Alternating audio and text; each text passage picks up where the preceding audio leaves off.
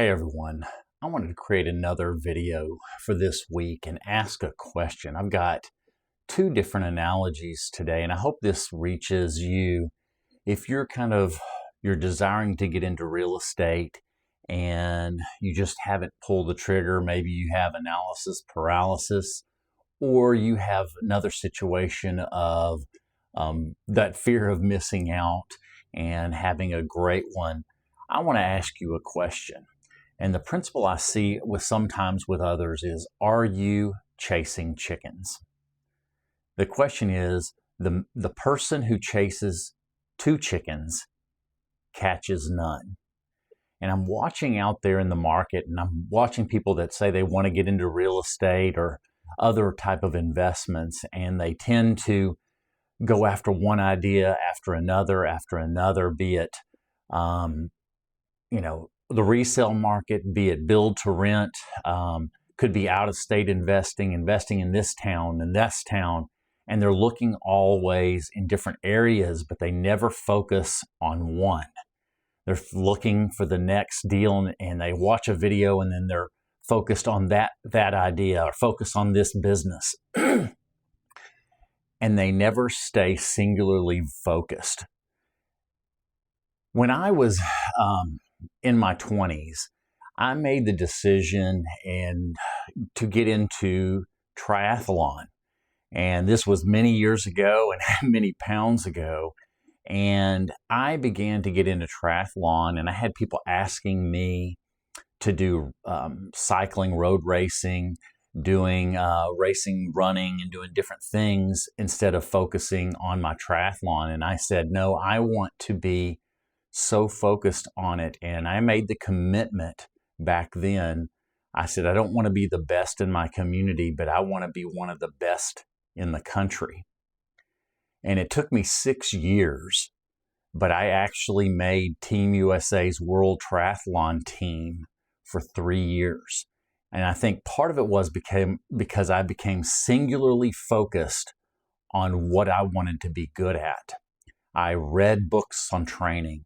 I focused even on the fourth discipline in triathlon, which is the transitions, going from swim to bike and from bike to run. I really focused on it and hyper-focused on it to become excellent at it.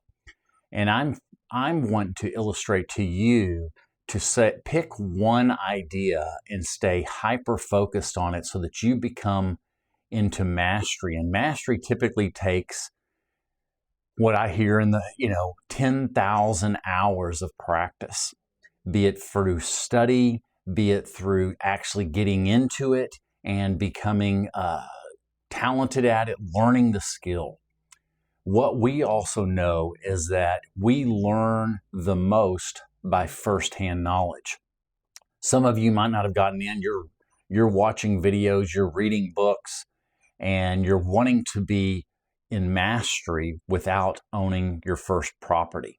And I'm telling you, you cannot do that. Or you're getting distracted by multiple ideas, trying to find that perfect one. The other illustration, this big home run that is phenomenal first investment. And that doesn't typically happen. So I'm wanting you to find one idea, focus on it, study it, and get into the game. You will not learn how mastery for years typically, and you have to have properties. And so I'm saying get into your first one. Look for that, for the baseball illustration, look for that base hit.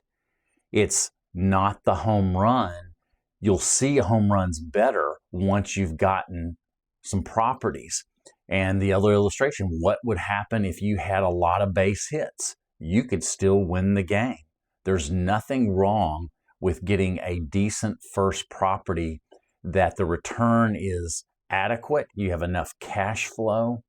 It might not be amazing, but you will understand and know where the amazing properties are by getting into the game and getting that first base hit.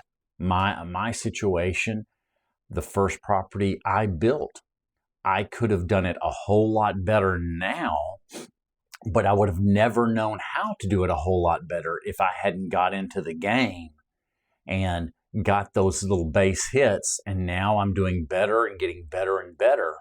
But I would have never known it if I hadn't got into the game and learned it firsthand.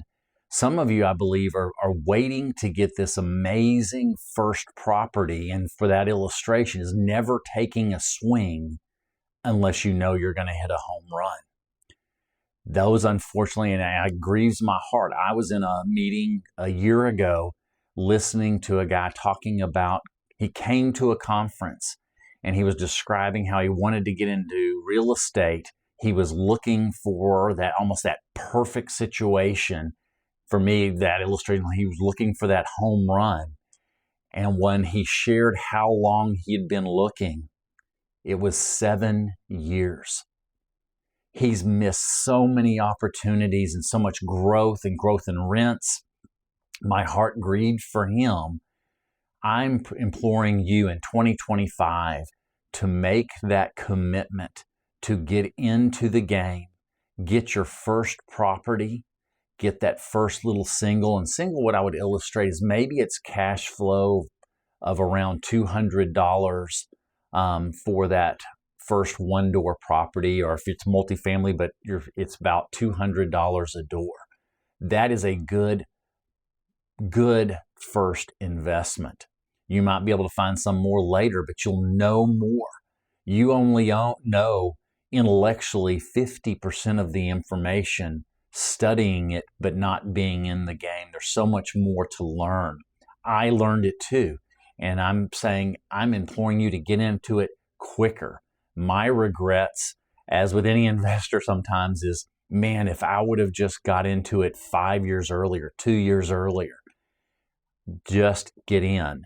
That is the key to it. Get your first property, get that education, and you'll learn more on the second purchase, third purchase, fourth purchase.